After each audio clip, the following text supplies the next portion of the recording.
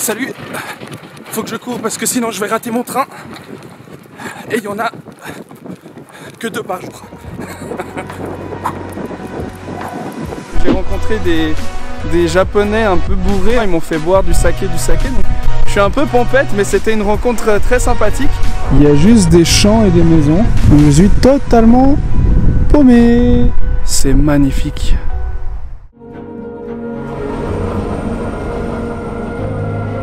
Rendue tristement célèbre par la catastrophe du 11 mars 2011, la préfecture de Fukushima, peu visitée des touristes, a pourtant de très nombreux trésors à offrir.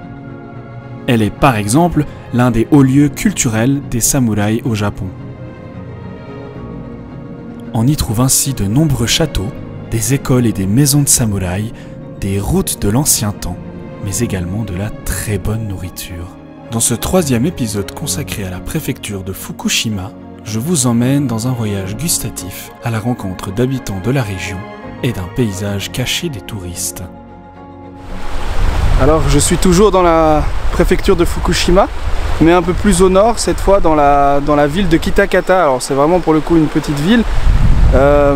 Et si je suis ici, un peu plus au nord de Fukushima, dans cette petite ville, c'est parce qu'elle est connue pour 2 choses principalement. La première, c'est de faire du très bon saké. Et ça c'est dû aux nombreuses rivières et lacs qu'on trouve autour. Il y a le lac Inawashiro, il y a plein de rivières, plein de cours d'eau comme celui qui est derrière moi. Donc ça favorise les rizières pour planter du riz et la qualité de l'eau pour le saké aussi. Et la deuxième raison, c'est parce que c'est la capitale des ramen. Des capitales des ramen au Japon, puisqu'on y trouve plus de restaurants de ramen par tête d'habitant que n'importe où ailleurs au Japon. Donc c'est ces 2 choses-là que je vais goûter tout en visitant la ville, parce qu'il y a de nombreux entrepôts qui datent de la période Edo, du 18e siècle en particulier, donc une ville aussi encore une fois assez culturelle.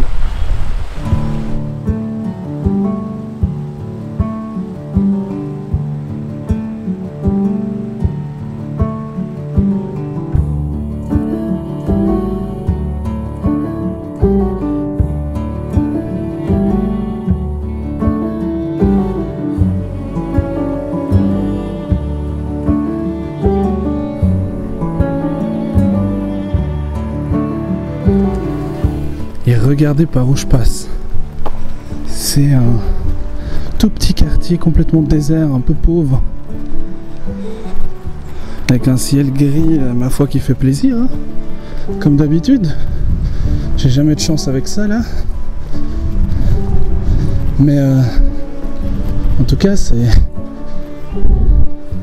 Je peux pas être plus perdu. Où il y a un papy là-bas. Petit papy. Bonjour papy. Où il y a une mamie avec. Et encore une fois, je suis un peu perdu dans un tout petit quartier où il y a des toutes petites maisons résidentielles. Je vois plein de papys un peu habillés en pyjama. Ça, c'est l'avantage avec Google. C'est qu'en fait, comme il cherche le chemin le plus court, il te fait passer par des endroits. Je savais même pas que cette route elle serait sur Google en fait. Elle est toute petite. Je sais pas ce que ça rend à l'écran, mais enfin voilà. Du coup, je suis un peu perdu dans une toute petite ville au Japon et c'est un petit peu inquiétant. Oula, il y a un croisement.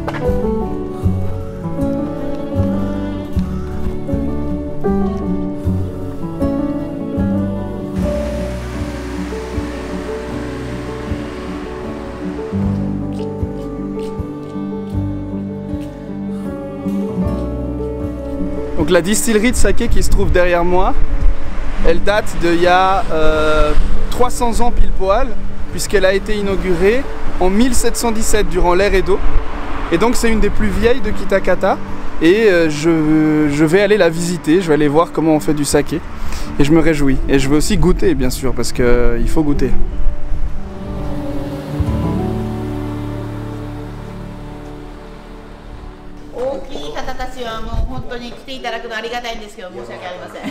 Cette très gentille dame, dont j'ai malheureusement pas réussi à comprendre le prénom, nous a expliqué les différentes étapes de la fabrication du saké. Le riz est d'abord cuit à la vapeur dans des bassines de ce type, qui peuvent contenir de 200 à 400 kg de riz, selon le type de saké produit. Il est ensuite étalé sur des petits bacs dans les entrepôts que vous voyez à votre droite. On le laisse refroidir pendant 48 heures en lui ajoutant du koji, un minuscule champignon en poudre qui va provoquer la fermentation du riz.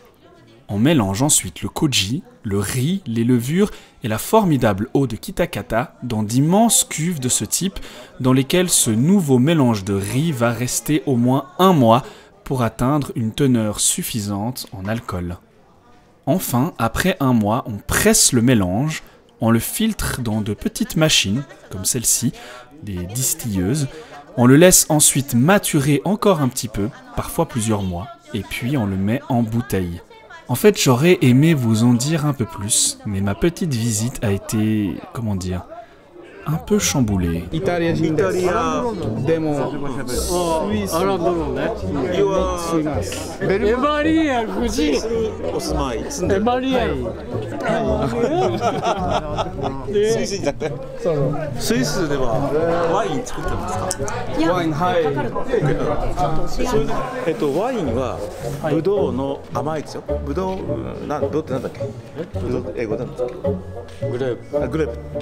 Grape is sweet. 難しいね。その糖分も。次はジュニアハイスクール。牛乳。今牛乳。ああ、そうか。小学校はエレメンタリーなんだ。英語。日本語少しちょっと。いいじゃないのですか。いいじゃないですか。外人は頭いいやつを打てば。ああ、ダメだな。俺は当てしてだ。ほら、日本酒。飲みますか？これちょっとシャッと持ってあ、これが一番前だ。美味しいでしょ、やっぱね。わがまま言ってみる。社長いいよ。オッケー、美味しい。なんだろうこれ。ありがとう。これは何ですか？こんにゃく。はい。オッケー。I'm a cat bird. Very well.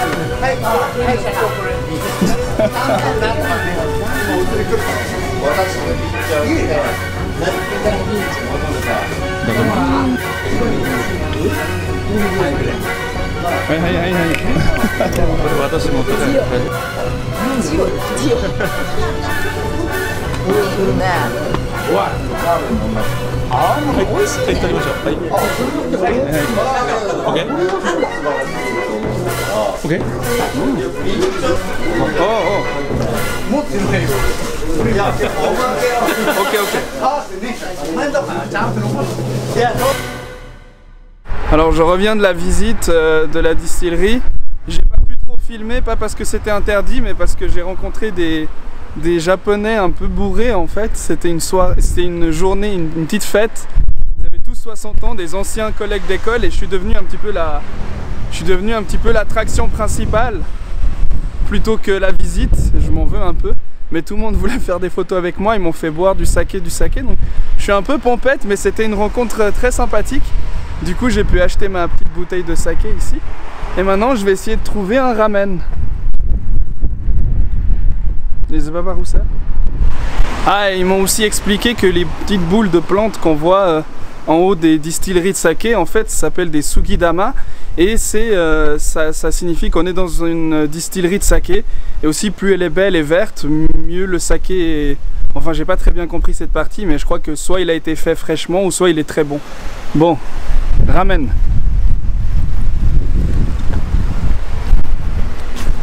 C'est où le ramen, putain?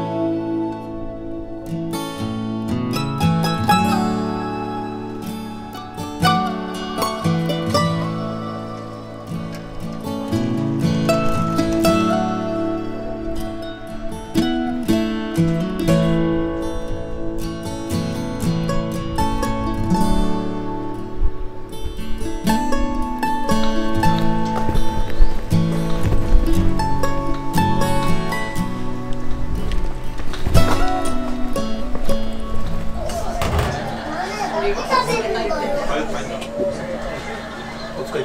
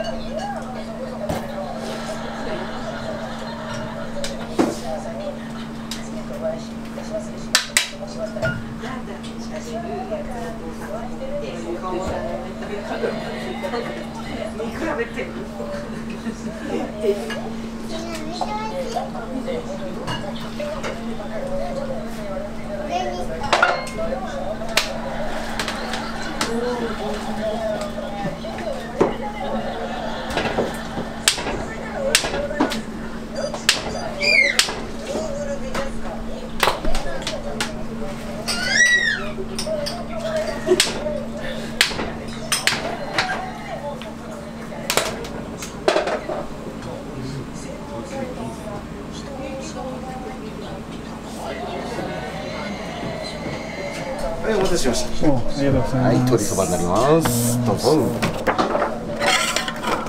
ありがとう。はい。美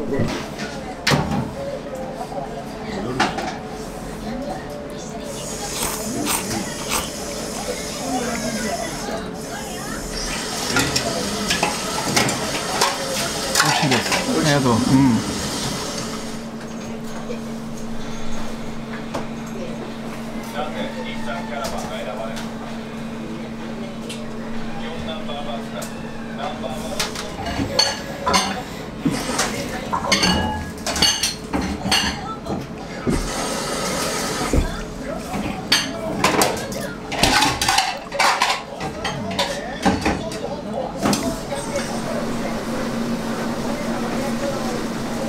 Bon ben, ce petit restaurant de ramen, que dire, c'était vraiment le meilleur ramen que j'ai mangé ici au Japon jusqu'à présent.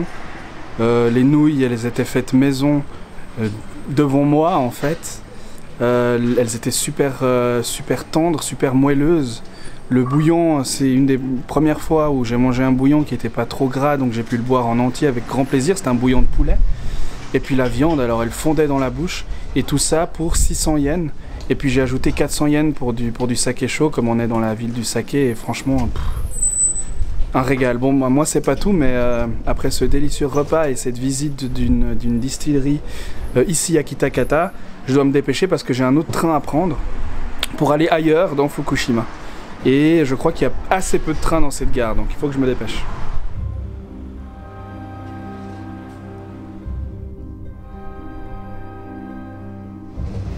C'est le cœur empli des découvertes humaines et gustatives de cette journée que je quitte la paisible Kitakata pour ma prochaine destination, le lac Inawashiro. Situé au centre de la préfecture de Fukushima, entre la toute petite ville d'Inawashiro et l'immense mont Bandai, ce lac est l'un des plus grands du Japon. Également connu des Japonais sous le nom de lac miroir paradisiaque, cette petite pépite est complètement méconnue des touristes. C'est donc un peu par hasard, et après discussion avec le cuisinier du restaurant de ramen, que je décide d'aller découvrir ce miroir paradisiaque.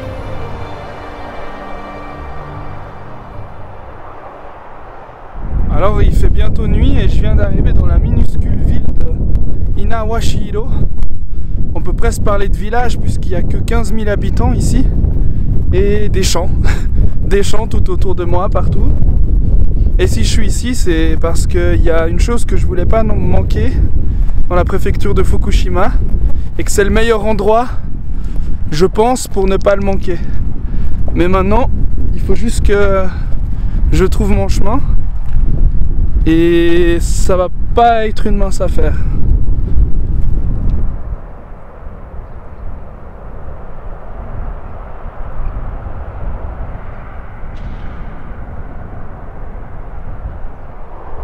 Comme vous pouvez le voir, tout autour de moi, il y a juste des champs et des maisons et une voie de chemin de fer.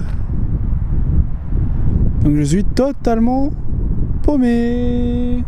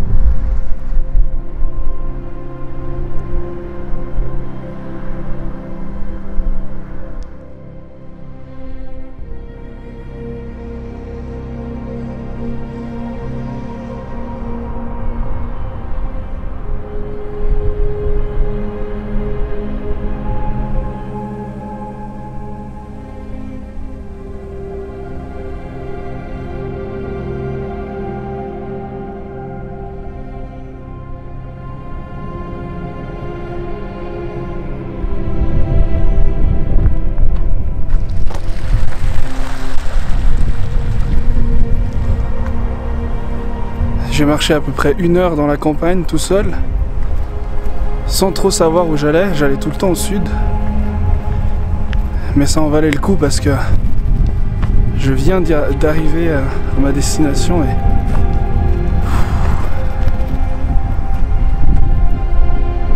c'est magnifique.